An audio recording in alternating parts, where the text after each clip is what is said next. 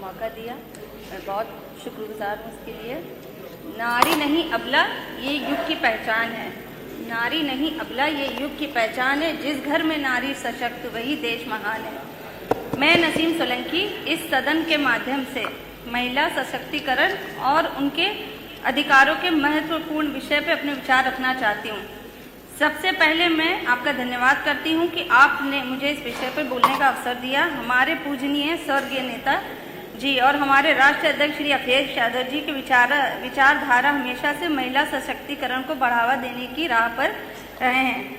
विधानसभा उपचुनाव 2024 में जिस प्रकार मुझे अवसर दिया गया है और समाजवादी पार्टी के पूरे परिवार ने मेरे साथ कंधे से कंधा मिलाकर मेरे समर्थन किया, उसके लिए मैं हृदय से आभार व्यक्त करती हूँ। जनता ने जिस विश्वास के साथ मुझे और मेरे परिवार को अपनाया है, वो भी मेरे लिए एक बड़ी जिम्मेदारी थी।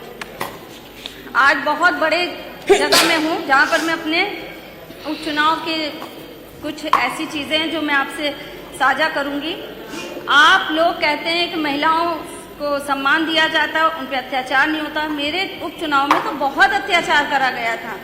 मैं एक तरफ अकेली महिला थी जिसका पति जेल में था और मैं पूरे सिस्टम से लड़ रही थी। उस समय मेरे उपचुनाव में लाठी डंडे चल रहे थे और वो डंडे खाने वाली भी महिलाएं थी। मेरे वोटर थे, मेरी महिलाएं वोटर थी जो डंडे खा रही थी। मैं महिला थी जिसके ऊपर अत्याचार हो रहा था, उसका पति जेल में था और मैं घर बच्चे सब संभाल रही थी। मेरे पति को कानपुर शहर से 400 किलोमीटर दूर भेज दिया गया था, वो भी मैं एक सफर तय कर रही थी।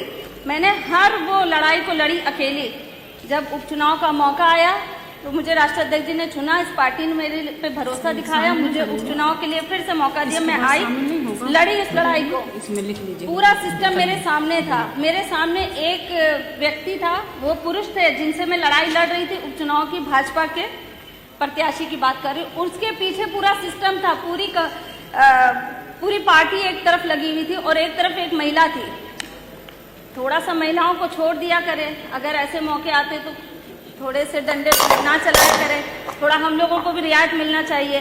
कुंदरकी में जिस पुलिस वाले ने बंदूक ताना था वो भी एक महिला थी, जिस महिला पे वो बंदूक तनी थी।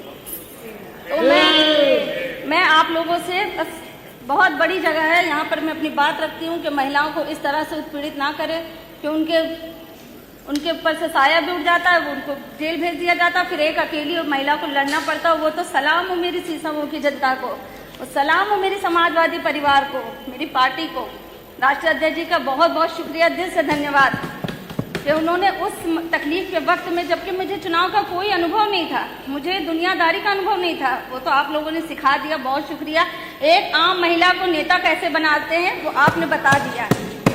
मैं बहुत साधारण सी महिला थी, मैं अपने बच्चों को संभाल रही थी, मैं अपना घर संभाल रही थी, मैं परेशान थी, पर आप लोगों ने मजबूर कर दिया कि एक महिला को कैसे नेता बनाया जाता है। इसलिए इस तरह से अत्याचार ना करें, वरना बहुत सारी महिला बिना आरक्षण के भी आ जाएंगी मैदान में। ये तो मेरी आप बीती थी। खैर, मैं सीधे मुद्दे पर आती हूँ। महिला सुरक्षा और सम्मान के सवाल पर स्थिति बेहद चिंताजनक है। शब्द की रिपोर्ट के अनुसार वर्ष 2017 से 22 तक महिलाओं के खिलाफ अपराध के सबसे अधिक मामले उत्तर प्रदेश में दर्ज हुए हैं। दलित महिलाओं के मामलों में स्थिति और भी गंभीर है। रेप के मामले सजा की दर 35 से भी कम है। दलित महिलाओं के खिलाफ अत्याचार के 91 मामले लंबित है। इसके अलावा ओबीसी की 40% आबादी को कोटे में कोटा क्यों नहीं है? अनुसूचित जाति के मामले में बड़ी संख्या उत्तर प्रदेश में आती है। दहेज के कारण होने वाली मौतों में हर 3 में से 1 मामला उत्तर प्रदेश से सामने आता है। महिला हिंसा और गैंगरेप मामलों में भी प्रदेश की स्थिति चिंताजनक बनी हुई है। अध्यक्ष महोदय जी, ये आंकड़े केवल आंकड़े नहीं, ये हमारी व्यवस्था का आईना भी है।